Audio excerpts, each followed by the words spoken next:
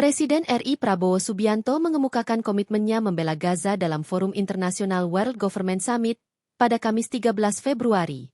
Berbicara secara daring, ia menyerukan kepada para pemimpin dunia bahwa penderitaan Gaza harus dihentikan dan pembangunan kembali perlu segera dilakukan. Sebelum menyampaikan sambutannya, Prabowo akui berharap dapat bisa hadir secara langsung dalam pertemuan yang digelar di Dubai tersebut. Namun, ia berhalangan. Saya berharap bisa hadir secara langsung, tetapi jadwal saya tidak memungkinkan. Beberapa jam yang lalu saya baru saja terpilih untuk 5 tahun ke depan sebagai ketua umum partai politik saya, katanya. Lebih lanjut, ia menyoroti lingkungan internasional yang berubah dengan sangat cepat, yang ditandai dengan ketidakstabilan dan proteksionisme ekonomi.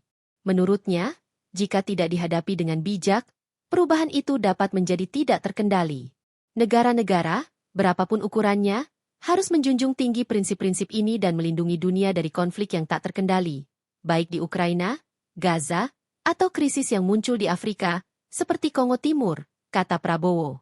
Ia melanjutkan bahwa apa yang terjadi di Gaza merupakan tragedi yang mendalam. Meskipun gencatan senjata telah diberlakukan, harapan dan doa saja, menurut Prabowo, tidak cukup. Perdamaian harus dipastikan terwujud. Gaza sudah cukup menderita. Sekarang saatnya membangun kembali rumah-rumah, membuka kembali sekolah-sekolah, dan memulihkan keadaan yang normal, serunya. Indonesia mendukung upaya-upaya menuju penyelesaian yang adil dan langgeng, yang berlandaskan pada solusi dua negara, sambungnya. Ia menilai bahwa retorika belaka pun tidak cukup untuk menghadapi tantangan ketidakstabilan dunia. Dengan demikian, ia menyerukan agar masyarakat internasional berupaya untuk menghentikan kekerasan di Gaza dan juga di wilayah lainnya. Dunia tidak boleh membiarkan siklus kekerasan terus berlanjut. Krisis di Ukraina, Gaza, Kongo Timur, dan wilayah Afrika lainnya mencerminkan semakin luasnya erosi stabilitas global. Indonesia memahami bahwa retorika saja tidak cukup untuk menghadapi tantangan ini, pungkasnya. I wish I could be there in person, but my schedule made that impossible. I was just elected a few hours ago to another 5 years as general chairman of my political party. This is a time to be active architects of a future guided by peace, justice, and mutual respect.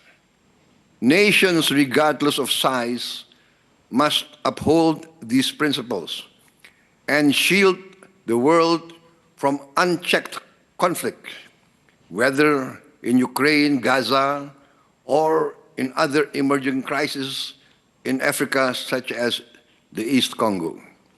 Gaza remains a profound tragedy. While a ceasefire is in place, hopes and prayers alone are insufficient. We must ensure peace prevails. Gaza has suffered enough.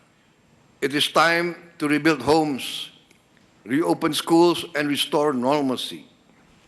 Indonesia supports sincere efforts towards a just and lasting resolution, anchored in a two-state solution. The world cannot allow the cycle of violence to persist. The crises in Ukraine, Gaza, and East Congo, and other parts of Africa reflect a broader erosion of global stability. Indonesia understands rhetoric alone is insufficient to confront these challenges. Terima kasih telah menyaksikan berita terkini dari sinarharapan.co. Saksikan terus konten-konten menarik lainnya.